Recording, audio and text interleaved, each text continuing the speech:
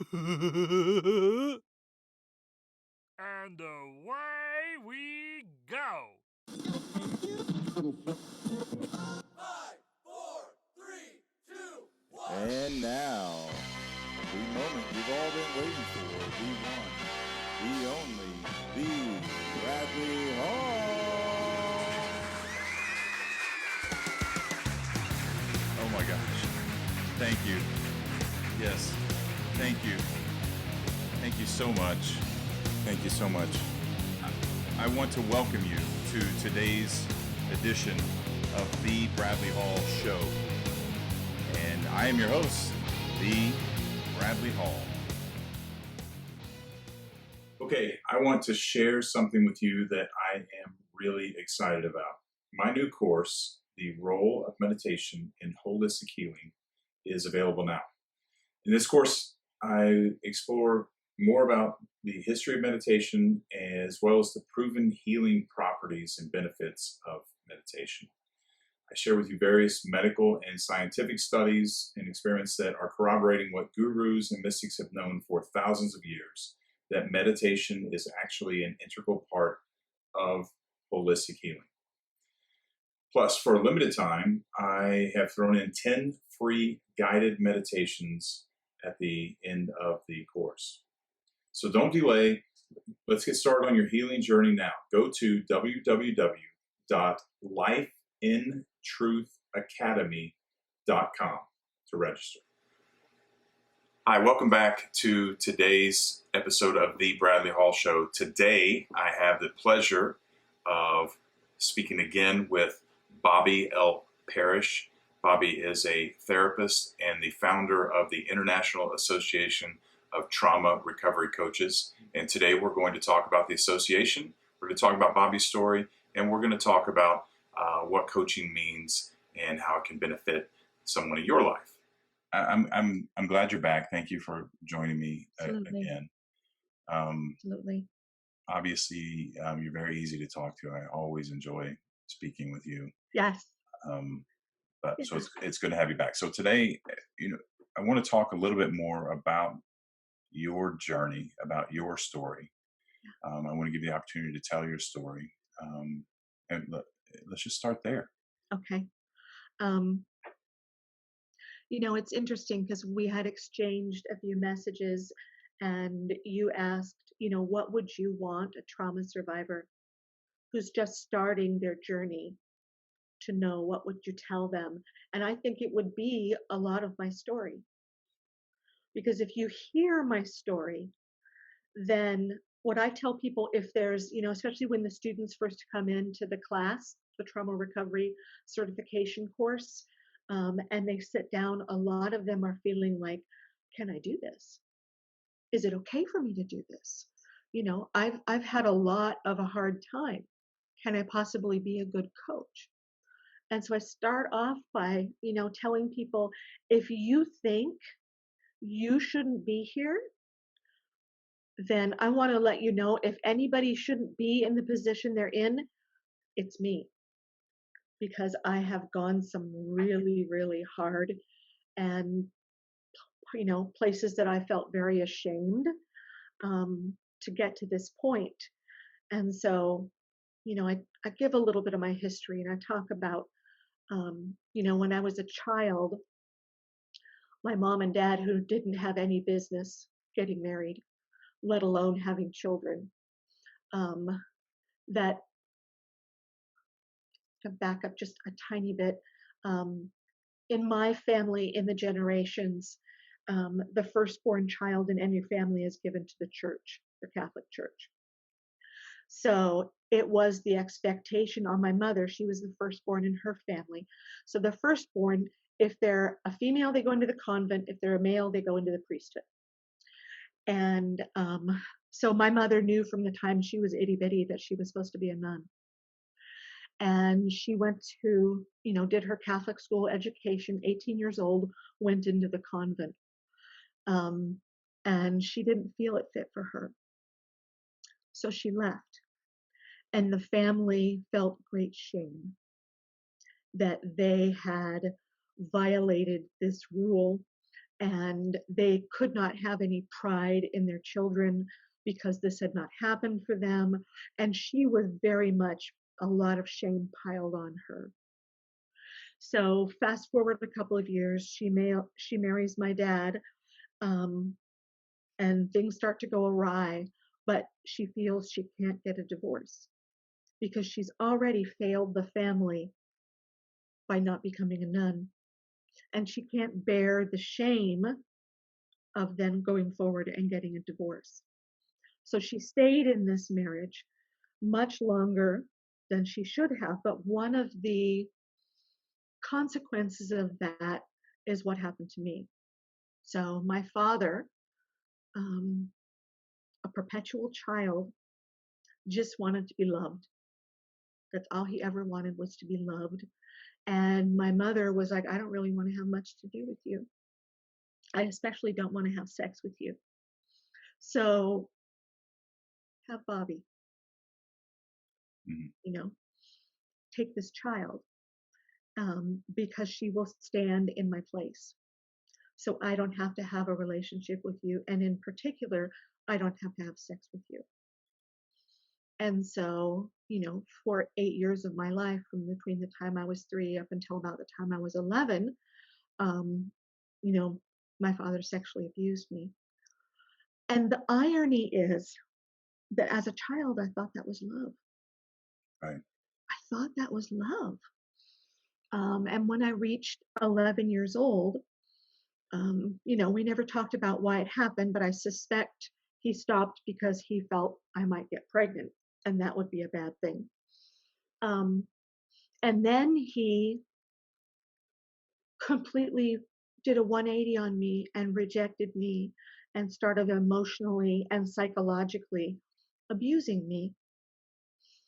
And I can say to people, when my father stopped abusing me, it was the most devastating thing, because he was no stopped longer paying loving me. attention. Yeah. Yeah. And my mother wasn't paying any attention. I lost everything in that time that I thought was love. I was devastated, so devastated.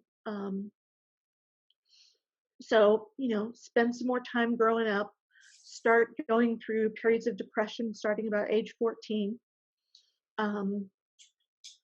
Married the guy I was supposed to marry according to all my family. And the problem was is that he wasn't a big fan of monogamy. Okay.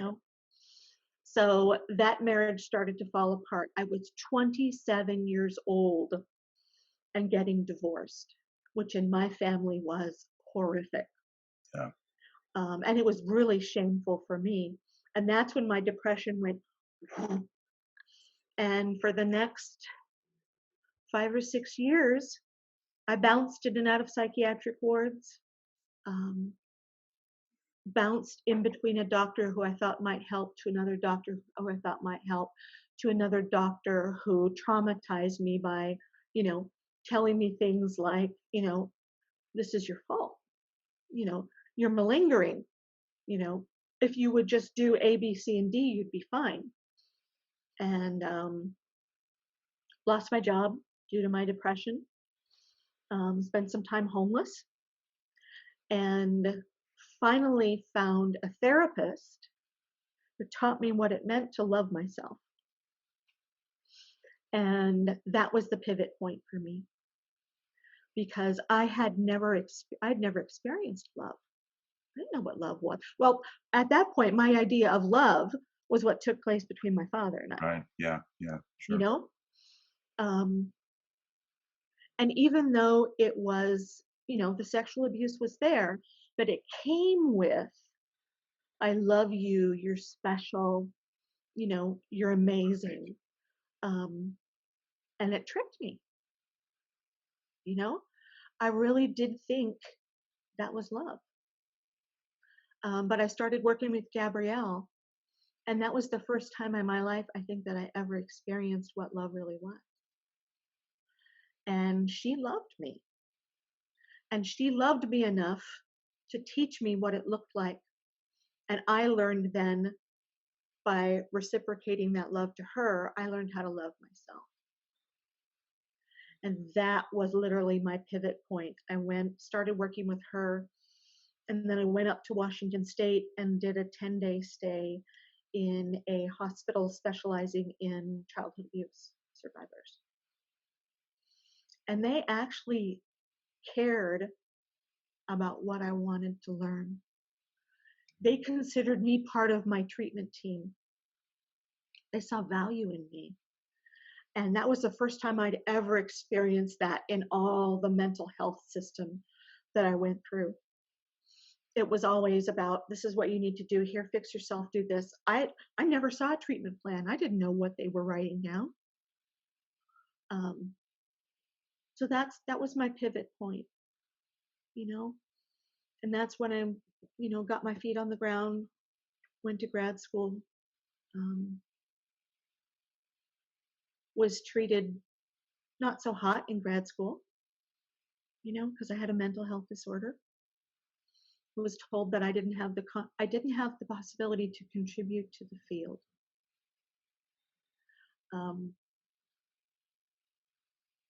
But I persisted, nevertheless. Started working as a therapist, working with people who had been abused as they were children. Then completely lost my mind and married again, and ended up moving to the Middle East. Wow, I did not know that. Yeah. Okay. Yeah. Yeah. I tell people the first time I married, I didn't know who I was. And the second time I married, I'd forgotten who I was. Okay. The reality is I ran away. I don't know if I've ever told you this part of my story, and I've never talked about it publicly, but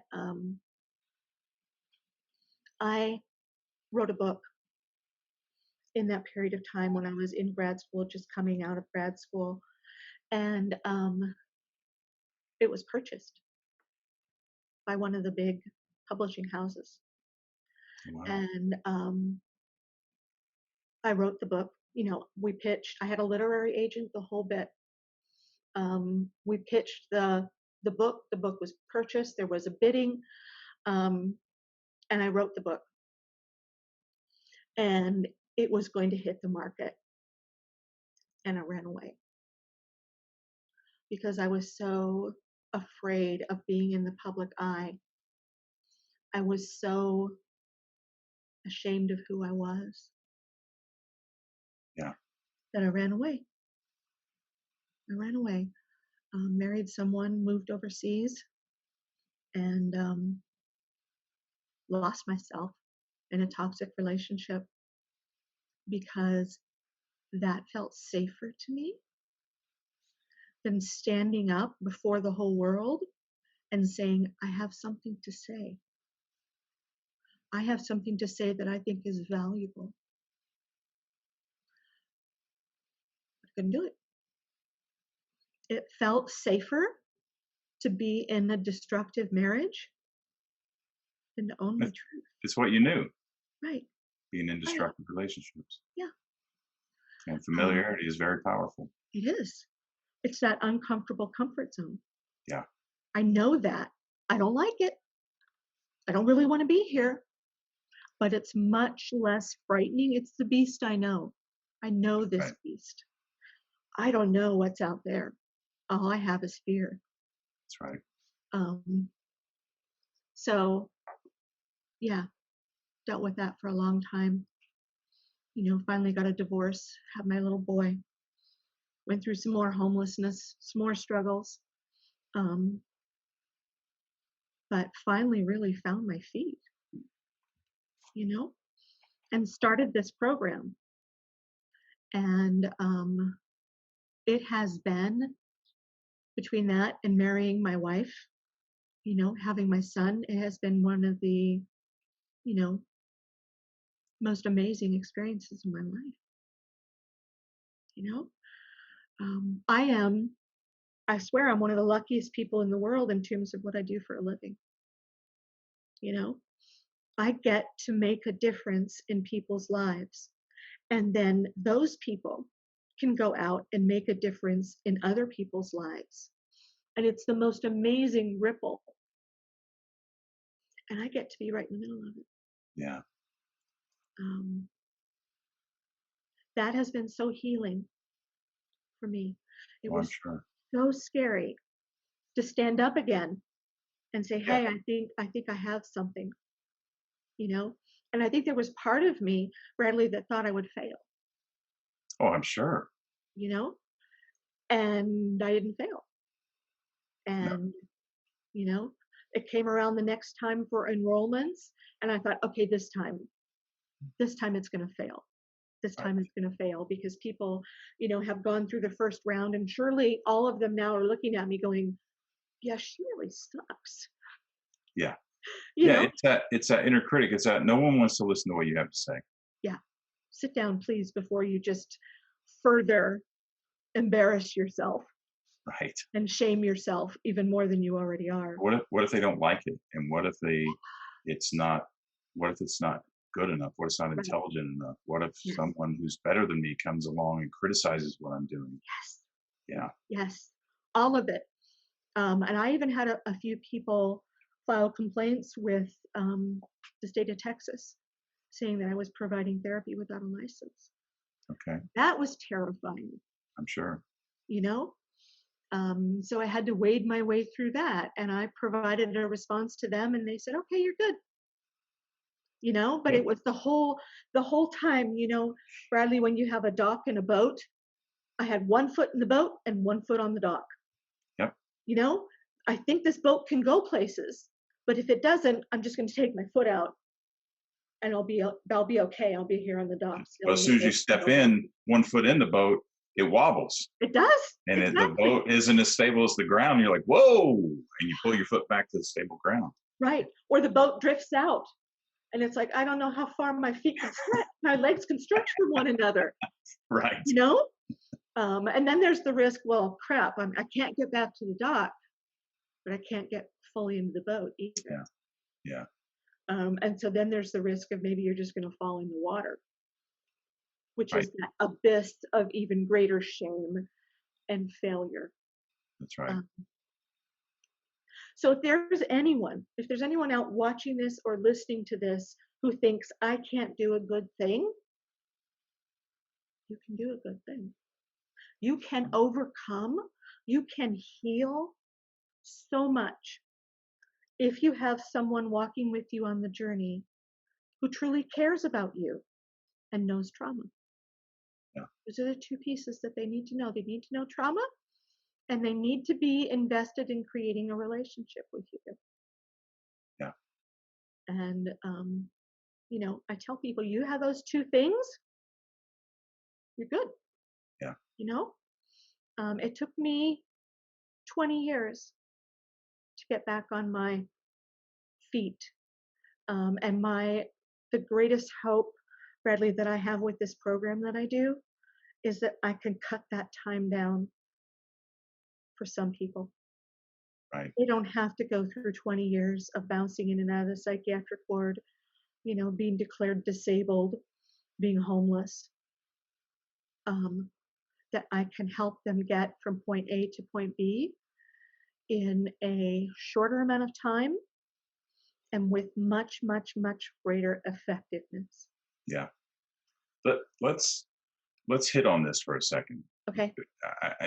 Because my listeners and my followers, most of them know my story, Yeah. and or at least part of my story. My journey started about 15 years ago, and I find that I won't go into great detail. I can go into that some other time, but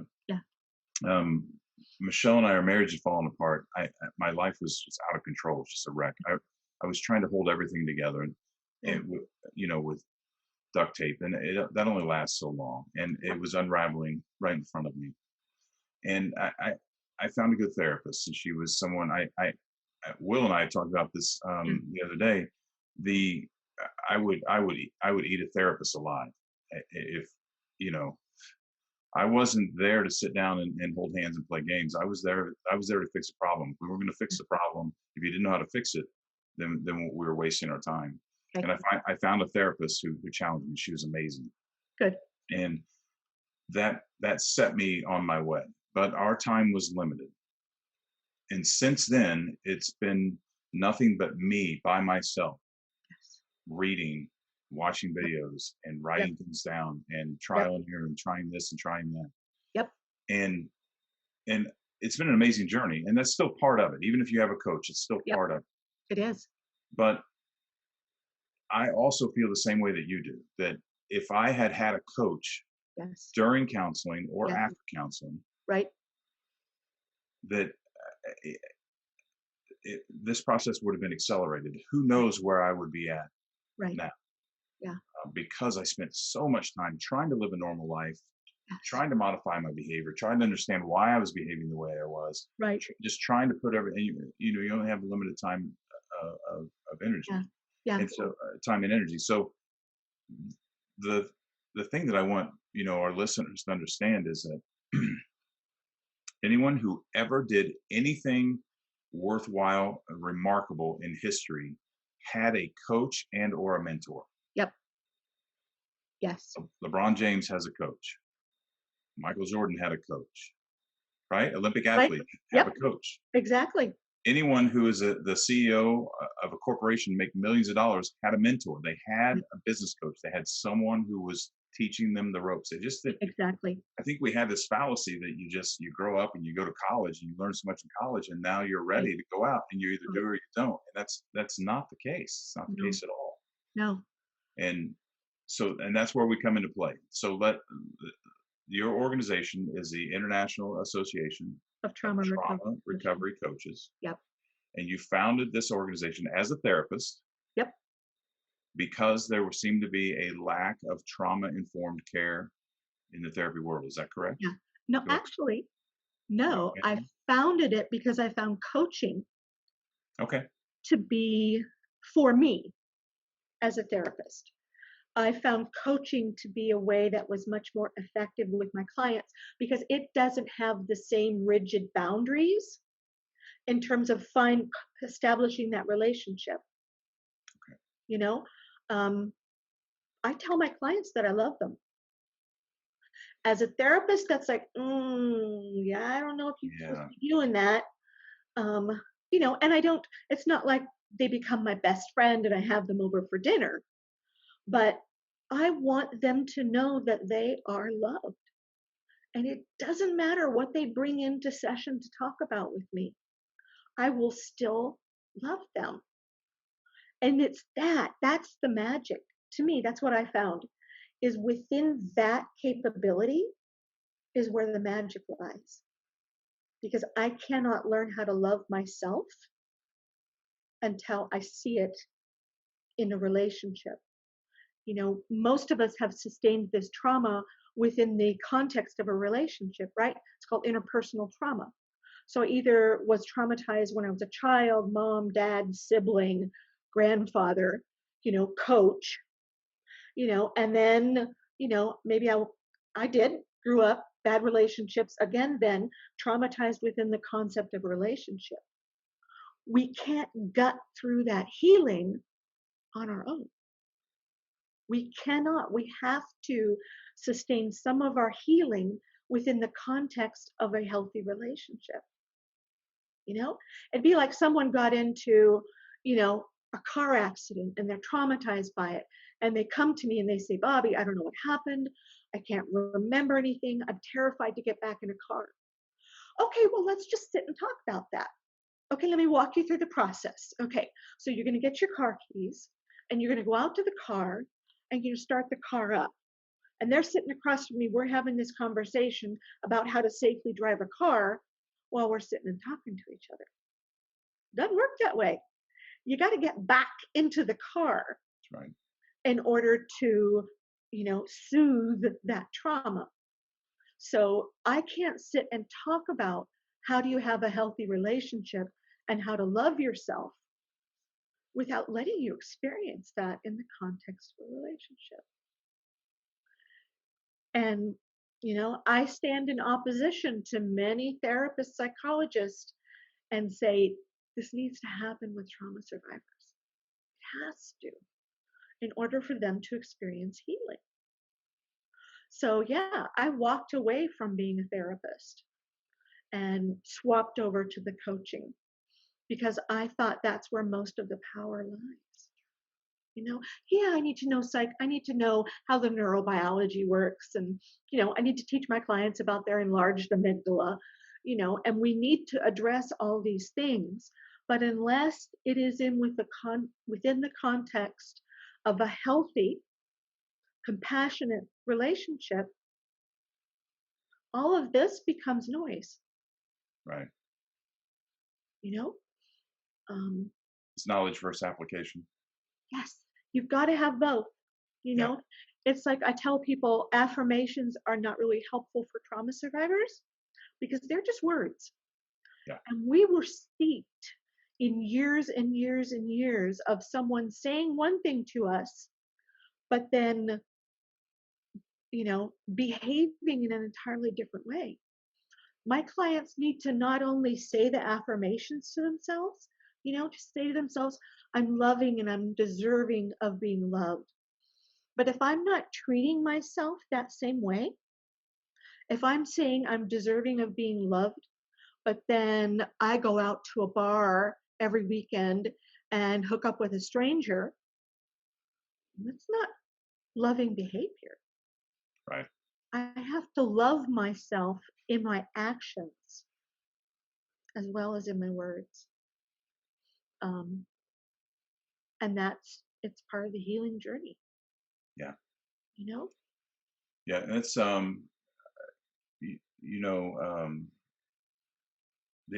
third part of that is the awareness of what's going on inside our head that causes us to do those things, like go to a bar and Yep. sleep with a stranger, or the self-harm, the habitual things that Right. hurt us. And I know that I was unaware of. We get the frontal cortex. We get so caught up in what's out in front of us, Right. and all of our attention is directed out in front of us, that we're not paying attention to what's going on inside Yep. our brains. And I was amazed. I have a story when all this began to happen back in 2004ish, Yeah. 2005ish. I was just starting to become aware, and I had no awareness, none whatsoever, which is ironic because I had been a student of religion since I was probably 12, including not only Western religions, but Buddhism. I was fascinated with Eastern philosophy and meditation, kind of thing. And so I thought I knew a lot. And here I was in my early 30s. Now this started in my teens, and I'm in my early 30s. Yeah. It was the knowledge versus the application, right? I knew I could tell you so much. I still could about these things, but there was no application. One day I was doing something. I knocked a trash can over, and I said out loud, "Brad, you dumbass!" And I stopped dead in my tracks. I had so many questions. I had never heard myself talk to myself like that. But I was like, I know that's not the first time I've done it. Yes. I just don't remember doing it before. And if I'm and not only am I saying it out loud, if I'm saying it out loud, I'm probably saying it 100 times more often inside my brain. And what else am I saying to myself? And that was a pivotal moment for me in my life to it helped significantly increase my awareness. And what I discovered is that I was my own worst enemy. I was my own worst critic. I constantly was berating myself, constantly criticizing myself, constantly derailing my own plans and my own my own dreams and aspirations. And I think that's key. I mean, that's critical. So exactly the third part that we're talking about is that you have to have awareness. Someone has to have awareness to come to us in the first place. Yes, exactly. But we can facilitate an awareness with them that they would never reach on their own for having going through it already been down that path. Yes, exactly. And clients will tell me things like that.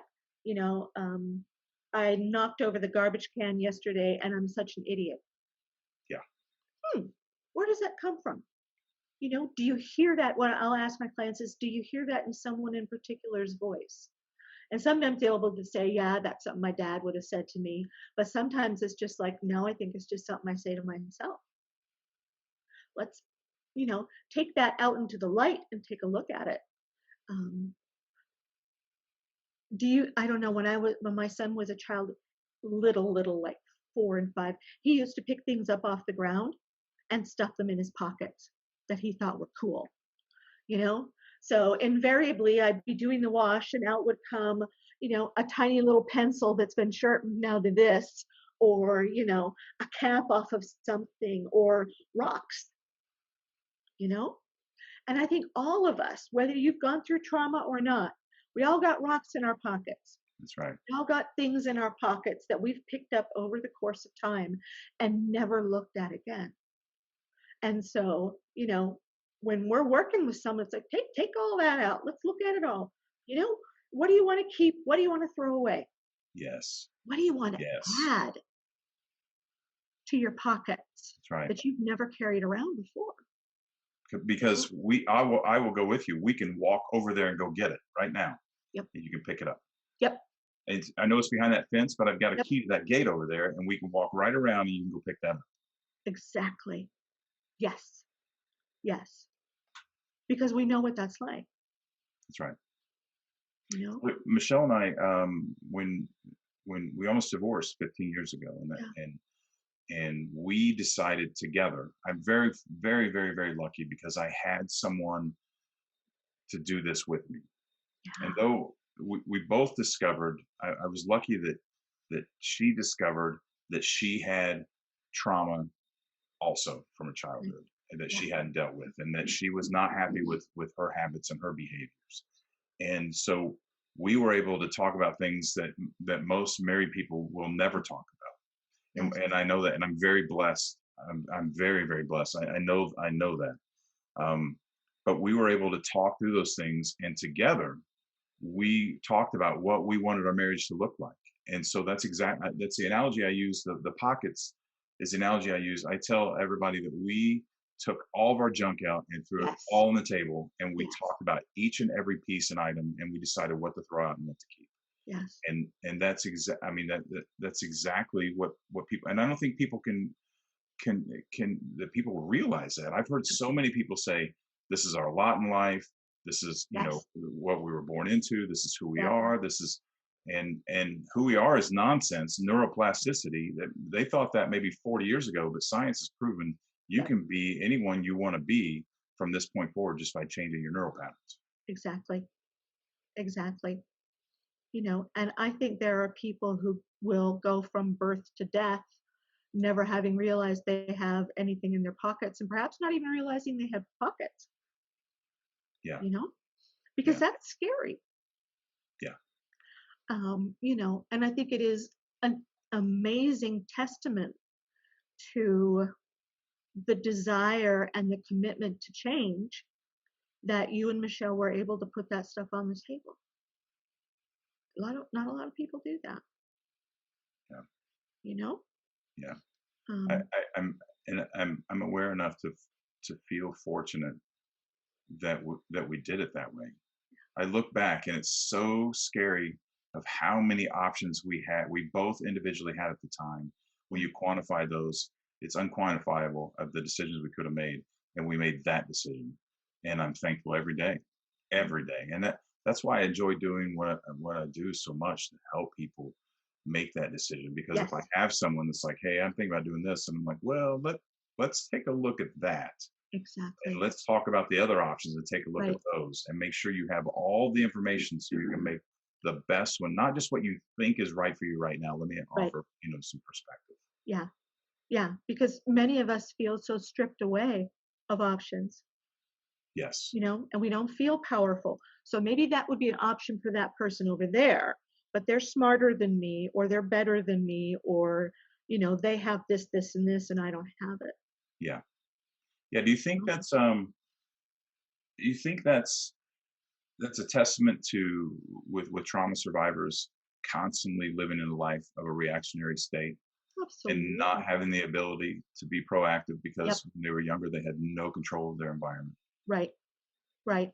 I think so. I think for some survivors who don't do their work, they aren't aware that they have any kind of power whatsoever or any kind of options other than to just like, you know, to just wait and for whatever life's going to do for them and Right. go, okay, this is it. This is all I have. Um, yeah. And Uh, then, it's about helping them to see to empower them, that they know they have voice and choice. You're familiar with the concept of learned helplessness? Yes. Okay. So we learn that when we're children. I learned that I had no power.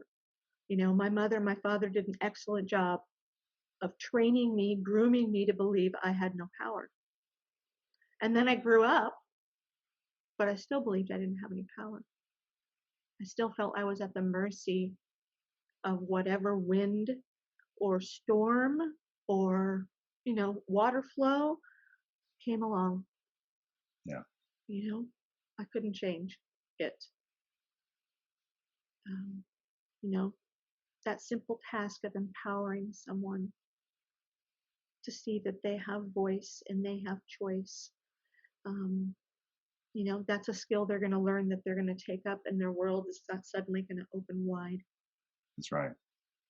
because now they can be proactive That's rather right. than just reactionary. That's You right. know? And Michelle and I talk about this all the time that we are now, we live in a different state. We have completely different friends. There's a lot of family that we don't interact with. We have completely everything we talked about and dreamed about 15 years ago is what we have and where we're at now. We have Mhm. completely built our lives the way we envisioned, and I can't stress how empowering, how beautiful that is. You know, Yes. um, we we did it just on whims and aspirations 15 years ago, and here we are. So Yeah. um, I want to ask you real quick. I want to talk a little bit about when you said we were talking about your father and the abuse was actually positive. What I Yep. wouldn't call it positive, but it was actually attention. It was actually love. Right. Yep. And I It don't. felt that way. Yeah, yeah, absolutely. And I think you know human beings have a tendency to gravitate towards other people um, that they have similarities with, things Yes. in common. Right. And for a great example would be an addict. If an addict lives in a particular area and they're an addict and they want to get clean and they say, "I need to get out of here," and they move to a different city. If Yes. they don't fix the fundamental issues that are causing the addiction, they will Right. just find the same type of people where Yeah. they go Yep. because that's what we do. Yes. And none of us are immune. We're all in every aspect in every conversation. But Yes. I don't know that people uh, because abuse is so rarely talked about. You Right. know, it's one of those.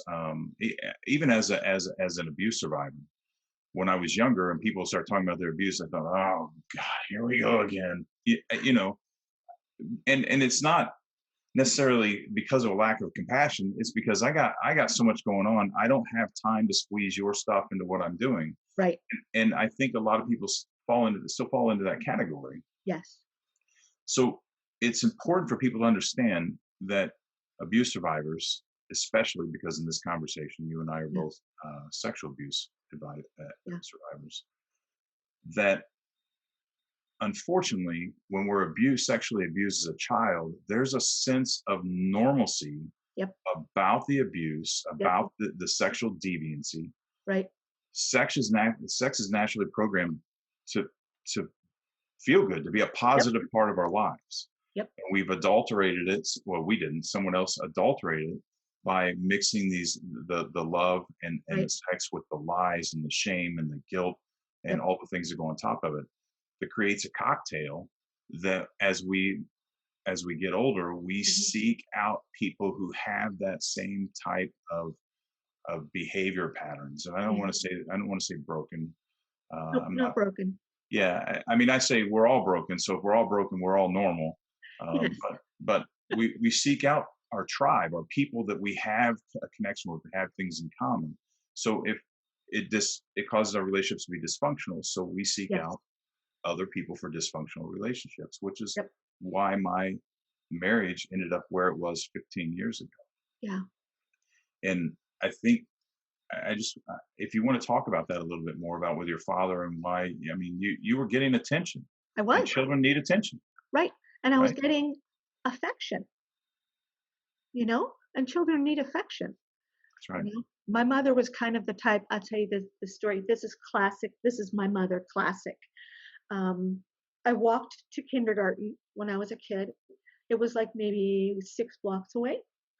And one morning I was wearing tights. So I was 5 years old, wearing white tights and a dress and walking to school. And it must have been raining or had just rained. A car went by me and splashed dirty water all over me. And I got to school and my teacher said, "Oh my goodness, let's go call your mom and have her bring you some dry clothes." So go into the office, call my mother, and my mother tells the teacher that she's not going to bring me dry clothes because the same thing might happen to her as she walked down to bring me dry clothes. That's my mother in a snapshot, right? I need something. No, it's probably going to inconvenience me Yeah, to give you that thing. So nope, not going to happen. So it wasn't like I was getting emotionally fed anywhere else in the yeah, family. So, but I mean, I know this may sound very confusing to people, but if you take out the sexual component of the relationship with him, people would have thought it looked like a good, healthy relationship, yeah. but it wasn't. Um, but what that did teach me, Brad, that taught me that sex is currency.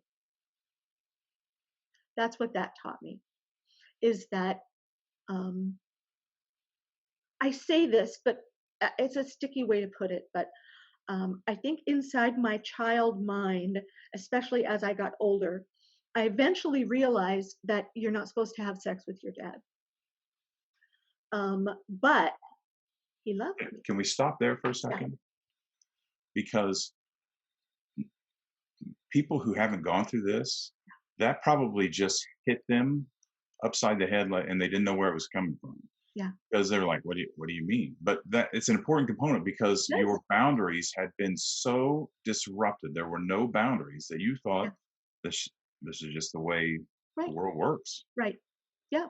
This is it. And he did that with his grooming. We're doing this because you're so special and I love you so much. And this is the way, dads and daughters show love for one another. There was just that whole nasty conglomeration of normalizing it. While simultaneously, internally, somewhere back in the back of your mind that you Yeah. couldn't pinpoint, someone was trying to scream silently, "This is Right. wrong," Yes. and it creates such conflict, emotional conflict that people can't even grasp. No. So I have a choice. There's this voice in the back of my head saying, yeah, this isn't right. But my lived experience is this is the only place Right. I'm getting any love, quote unquote. So I'm going to choose to silence that voice. And trauma survivors silence their intuition in Right. alarming numbers because I Absolutely. can't make sense of both of them at the same time, right? It's that cognitive dissonance. And I can't do anything about it. Even if it's wrong, I can't do anything about it. Right. I'm So, stuck. yeah, so it's much better just to shut that down. Yeah, and then when I realized, probably maybe about 8 years old, that this wasn't what dads and daughters, all dads and daughters do. This isn't part of love. There was another part of me, Brad, that spoke up and said, "It's a good trade. It's a good trade. I'm going to continue to have sex with my father. in order to earn his attention and affection. It's a good trade, you know? And it wasn't a conscious decision. I sat down with my 8-year-old self and went, Right. here's the options. What should we do? But in my You're head, 8. You're a yes, child. right, right, Children do what they need to do. They make right, decisions to get what they need, get what they want. right. I mean, Yeah. yeah. So I decided at some point it was a worthwhile trade. But then about 3 years later, he completely rejected me. And now I feel so much shame because I thought I lived by the rules of the game, right? I did the trade and I continued in that behavior because I thought that if I did A, I would get B. And then all of a sudden I was told, not only is A never going to happen again, which was probably a good thing in my head, you broke the rules somehow in here. And now And daddy so doesn't love now, yes, exactly. So now you don't get any love anymore. And not only did I not get any love anymore, but I got, you're a whore, you caused me to sin, you seduced me, you're never going to be good for anything other than being, it was just this litany now of attack. So I not only lost the love of my life at that point in my life, I lost, not only not just lost all of that, but now I get being told that I'm a horrible human being. And I don't think people who have not moved within the world of sexual abuse when you're a child understand the nuance of what that abuse means to them. That for some of us, it worked. I talk with survivors all the time who will say to me, my father abused me, my father abused me. But they'll get to the courage to tell me, sometimes I went and asked him if he would do it because I wanted that love. Or, I learned how to do that with my siblings. And so sometimes, I had an older sibling who was abusing me. Sometimes I went to my sibling and I asked, can we do this? Because that was the only way that they ever felt they could get any affection or attention or approval. Right. And the shame, holy moly, it takes a lot of work to try and convince someone who either feels like they actively participated or asked for them to understand that that was not their fault. That was a product of their grooming. But this whole area of understanding, I think a million people look at a 9-year-old little girl and go, you must have liked that, or you must have wanted that, or, something, because otherwise, surely you knew that wasn't. Well, yeah, but see, this started when I was 3. 3. Right. I never had a period in my life where, where I was consciously aware of, where sex belonged and where it didn't and who I was. From the age I was 3, Yeah. I was programmed. And like you said, and I had a child's mind. People don't understand that this is something you endured when you were a child. You don't have, my prefrontal cortex is not completely formed at that point in my life. That's I right. can't reason and logic my way out of this. Which is, and it's not completely developed until our late teens, early 20s, Yep, correct? exactly. We're a long way off from that. Yeah. So I just, I talk about these things, even though they're hard things, because I just so much want people to understand, how all of that came to be. And it didn't come to be because I was a bad child. It didn't come to be because I enjoyed having sex with my father. Right. It came to be because the stage was set in a million different ways for that outcome to play out. And then, like you said, then I'm going to grow up as an adult and I'm going to learn to gravitate towards people who also believe that sex is currency. And so I'm going to become promiscuous or involve myself in relationships that are not only dysfunctional as heck, but toxic. But what are they going to do? They're going to reinforce for me that I'm a bad person. I should be ashamed of myself. You know, you approach with that, hey, I have sex to offer. And they're like, fabulous, bring it on. You are amazing. I love you. And then, wow, you're really a whore. Yeah. And back you go through that cycle of shame. And That's all right. you're trying to do is use that sex to buy even just a couple of hours of attention, affection. And you do. But then it ends up circling around to shame, and you're right back where you started from, Yeah. going through the cycle again. Yeah. Um, And in my case, there's a lot more to it than this. This is Yeah. going to be an extreme oversimplification, and I know you know that. I'm trying to tell the listeners, but in my case, because the abuse happened with people who were not in my family, okay. it happened to people who had access to me at a young age. Yeah. There was always that adrenaline rush, Yes. right? Because it's wrong. There's that hormonal component to sex anyway from a human capacity. But then you add the danger and the mystique. And then you add obviously the shame because you do know something's wrong. Right. And so as I got older, seeking out sexual relationships for me, it was a thrill. The adrenaline rush is addictive. I don't think people understand, our entire existence is driven by hormones and neurotransmitters. Yep. And the brain wants to follow those patterns. Yep.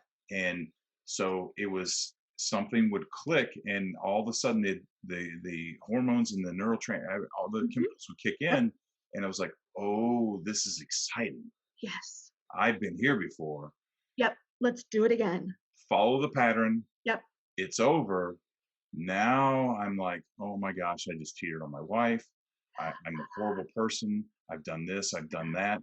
And I go back down to the bottom end of the cycle. Yep. Everything where I feel like, excuse my language, I feel like shit. Right. And I go into this depressive state. Yep. I start to come out and I start to feel good again. Something triggers. The adrenaline pops back up and I feel invincible. This is, hey, I've been here before. Yep. And the cycle just continues over and over and over and over. And I don't think people get they don't get that aspect. Even people, even abuse survivors, I think a lot of them don't understand the cycle, the magnitude of the cycle that they're caught up in. Right. Right. And I've worked with plenty of women who said to me something like, but it felt good. Of course it does. And they feel so Designed that way. shameful, right, about it. Yeah. But people need to understand that all of those situations come together and create this perfect storm. That's right. For this to happen and to be, for us to, as you say, whip through the cycle again and again and again. It's like we're on that roller coaster. Right. And we love it on some level, and we go on it again and again and again. Knowing we're going to vomit when we get off of it. Exactly. And deciding it's worth it. That's right. It's worth it. Right. And in a longer sense, again, oversimplification. In a greater sense, we don't have time for that today, but we could expand this conversation into any type of addiction. Yep. This is how it all starts. Yep. And that the behavior you and I have both exhibited because of our abuse Yeah. is the fundamental basics of addiction in itself. Yes. And so when we look at people who are like, why don't they just stop? Why don't they quit doing what they're doing? Yeah. If it were Yeah. that simple, we all Right. would. Right. You know? Yeah, truly. Yep. If only. So what do you think has been your biggest hurdle in your recovery personally? Mm. The belief that I am not worthy of anything good, that I am not good.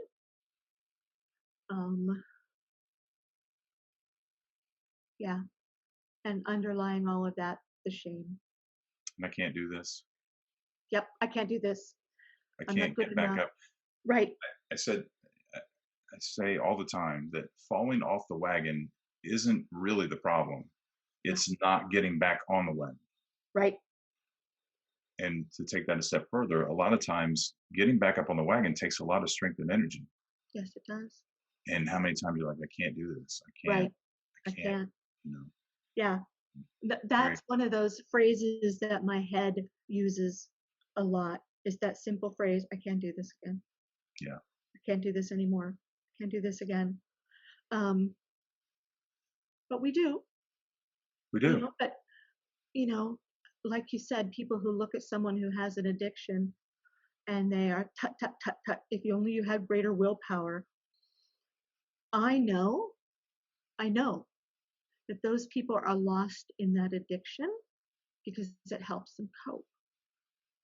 Absolutely. Cope with something, somehow, some way. And, part of the beginning point for all of us is learning that we're worth having a different life. We're worth it.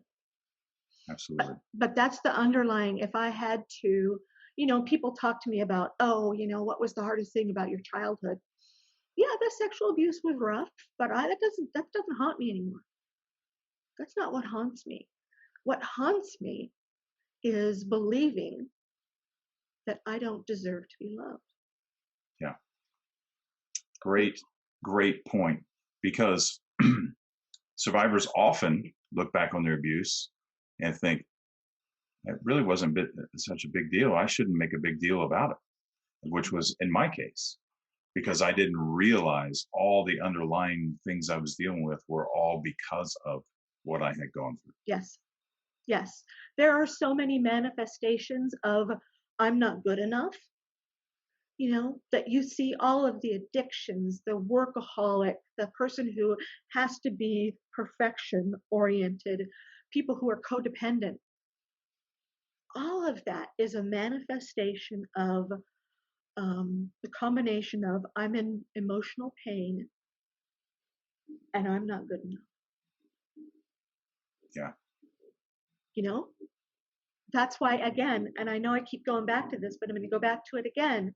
If as a coach, I can build that relationship with my client so that they finally begin to understand that they are good enough and worthy of being loved, then once we have that down, it's like literally sometimes just starting to push a domino here and there.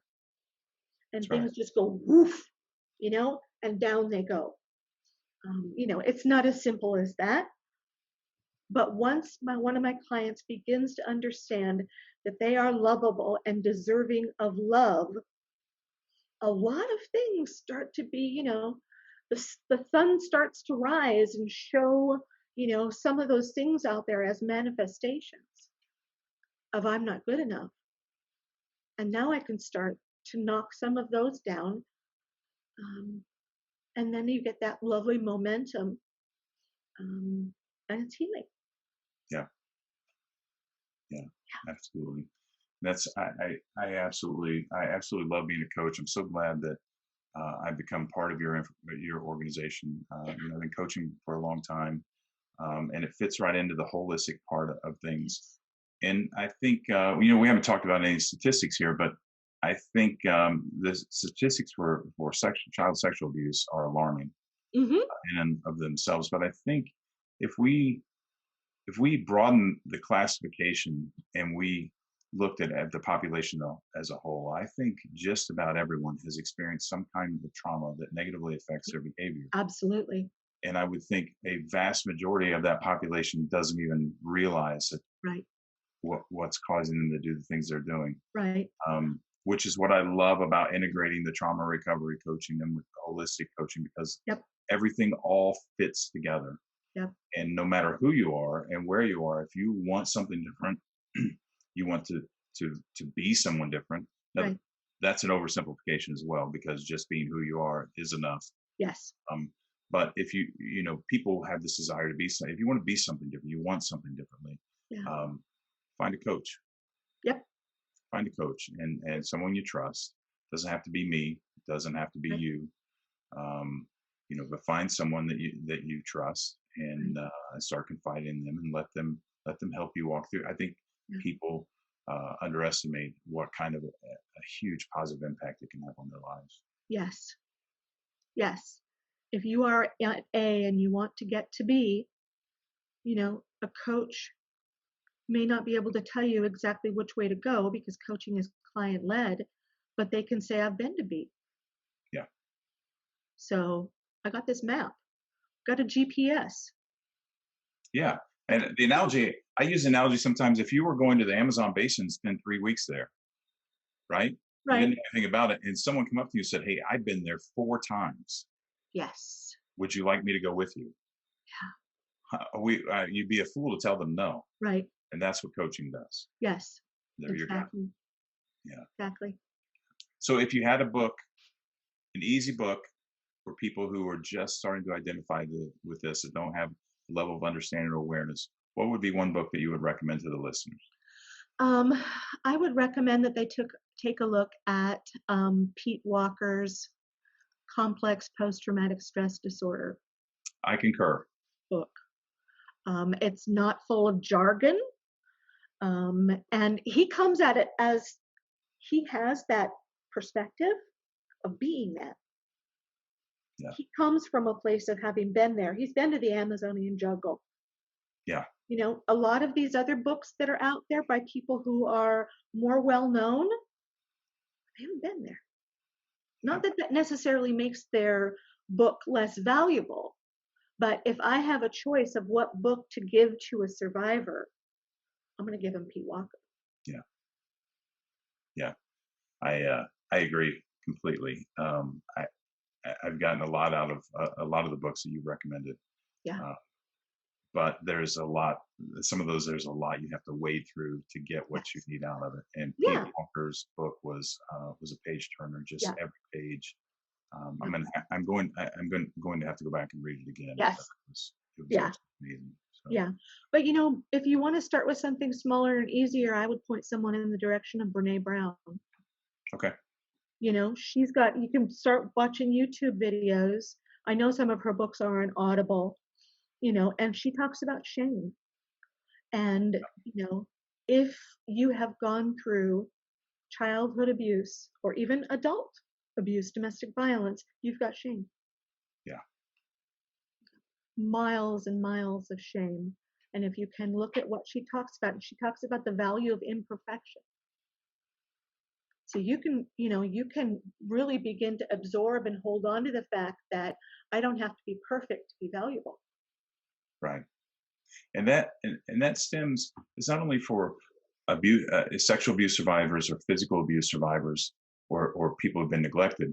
This could be if you had braces from 11 to 13. Yep. And you felt awkward or something traumatic happened in school. Yes. Someone bullied you. You had a bad relationship. There's so many different things that they seem like small things, but they can have such a major impact and influence on our adult behavior. And this all fits into that category. Yep. It does. It does. I think the amount of shame that, accrues every day in the United States, is crazy high. Yeah. Yeah, absolutely. Okay. Anything we didn't cover? And what last thing you wanna say? The only other thing that I want to say is, you know what, if you've been down this road and you want to help somebody else, um, take a look at the program that we offer.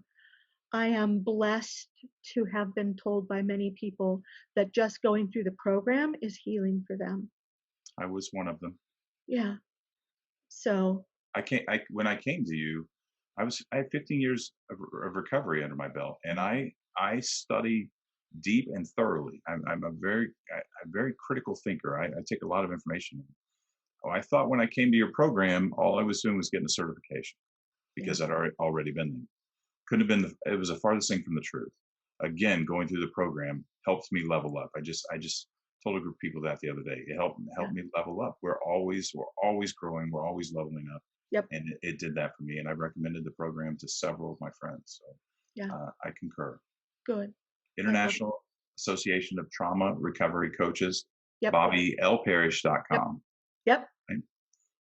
And if you're in need of a trauma recovery coach, I'm going to shamelessly plug myself. There you go. I will tell you my website's thebradleyhall.com. It's right here in front Yes. of you. Please reach out to me. I'd love to see what I can do to help. Okay. Always a pleasure, Bobbi. Thank you. Always a pleasure here. Yeah, thank you for joining me. And I'd love to have you back again soon. Okay. I'll be here. All right.